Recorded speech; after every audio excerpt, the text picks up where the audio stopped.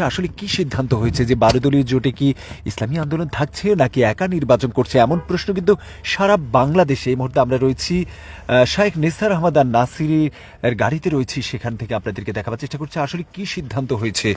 সেই সিদ্ধান্তের ব্যাপারে আমরা আপনাদেরকে জানাবো। এই মুহূর্তে যারা দেখছেন লাইক কমেন্ট শেয়ার করে আসলে আপনাদের যে প্রশ্ন আমার যেটি, যদি ইসলামী আন্দোলন বাংলাদেশ যদি এই জোট থেকে সরে যদি তারা তাদের যে সারা বাংলাদেশে যে একক নির্বাচন করে তাহলে কেমন প্রভাব পড়তে পারে এবং যদি ক্ষতির দিক থেকে কে বেশি ক্ষতি হবে সেই বিষয়টি আপনারা জানাবো এবং কি সিদ্ধান্ত হয়েছে এটা আমরা আপনাদেরকে জানাবো। আসলে এই মুহূর্তে যারা দেখছেন দেশ এবং দেশের বাইরে থেকে লাইক কমেন্ট শেয়ার করে আল হেরা জেটিভির সাথেই থাকুন।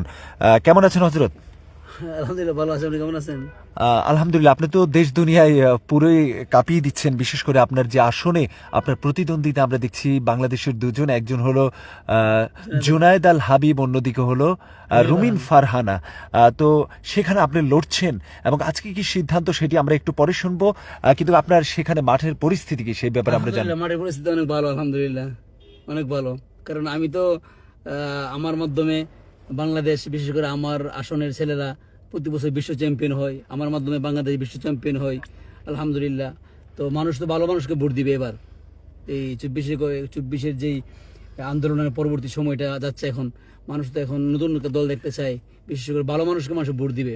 তো সেই দৃষ্টিকোণ থেকে আমার বিশেষ আমি ভালো অবস্থানে আছি আলহামদুলিল্লাহ। আচ্ছা, এই যে 5 ঘন্টা যাবত প্রায় 5 ঘন্টা আপনাদের বৈঠক, সেখানে কি কোনো সিদ্ধান্ত হয়েছে কিনা?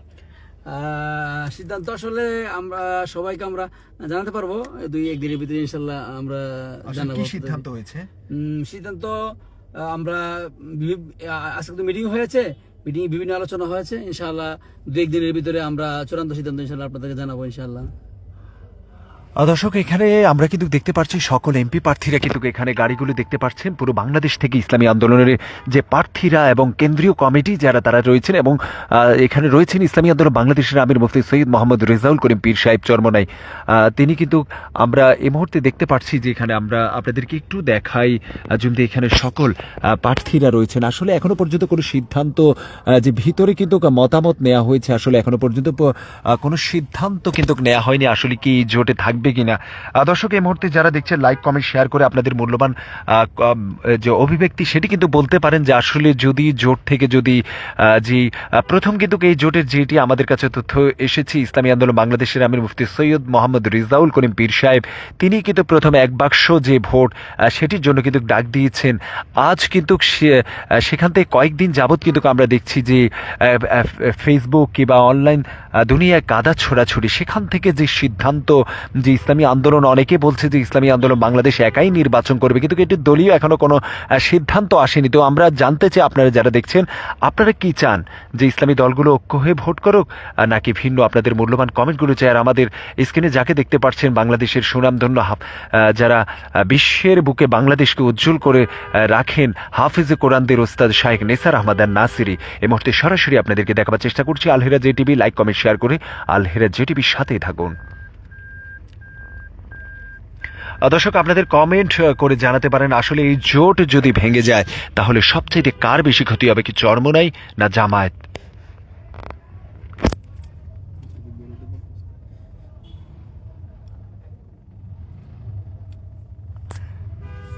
হযরত, কেমন চলছে আপনার মাঠে? তো কয়েকদিন পর পরে যান, আপনার বর্তমান পরিস্থিতি কি মাঠে?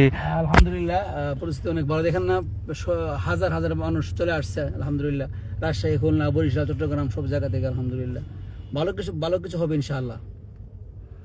দর্শক, এবার কিন্তু পুরো বাংলাদেশ খেলাটাই হবে ভিন্ন রকম। আর যদি আমরা বলি যে শাইখ নেসার আহমদ নাসিরের যে আসন, সে আসনও কিন্তু আমরা দেখছি প্রতিদ্বন্দ্বী অনেকটাই মজবুত এবং সেখানে কিন্তু তিনি বলছেন যেভাবে বিশ্ব জয় করছে, আর এটি তো সামান্য একটি উপজেলা, সেটি একদমই কিন্তু সহজ বলে তিনি মনে করছেন। আর ইসলামী আন্দোলন বাংলাদেশের যে আজকে বৈঠক, সেখান থেকে যে সিদ্ধান্ত এখনো পর্যন্ত সবাই সবার মতামত দিয়েছে, কিন্তু সেই মতামত থেকে আসলে কি বার্তা দিতে চাচ্ছে সেটি কিন্তু এখনো আমরা জানতে পারিনি। সেই বিষয় কিন্তু আমরা জানার পরে কিন্তু আপনাদেরকে জানিয়ে দেব। এই মুহূর্তে যারা দেখছেন দেশ এবং দেশের বাইরে থেকে আল হেরা জেটিভির সঙ্গে রয়েছে আমি Hossain Mahmud. Like comment share করে আল হেরা জেটিভির সাথেই থাকুন। অনেকেই কমেন্ট করছেন, আপনাদের আরো কমেন্ট চাই যে আসলে আপনারা কি চান, আপনারা কি এই দোয়া করবেন ভাই বকর ভাই কি অবস্থা? কেমন আছেন? কি খবর? আমরা দেখতে পাচ্ছি আরেকজন কুমিল্লার ক্লাস করতে গেলাম সিলেটে। হ্যাঁ এখানে বছর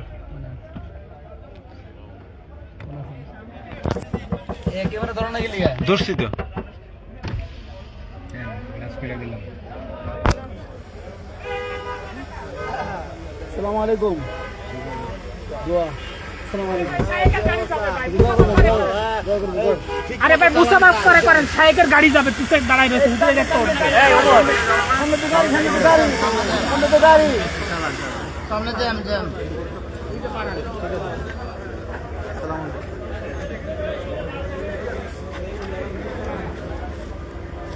হোসেন ভাই এনামুল হক কুমিল্লা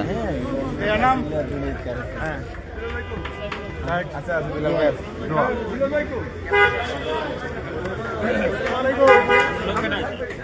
সাকিব ভাই গেলাম দর্শক আমার আমার আমার নামায় দেন, আমার একটু নামায় দেন। দোয়া হযরত হযরত এলাকায় আমি নেমে যাচ্ছি।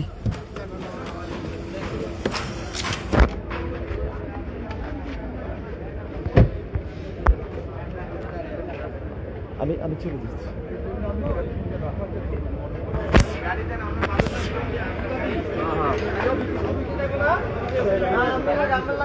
দর্শক এই মুহূর্তে আমরা দেখতে পাচ্ছি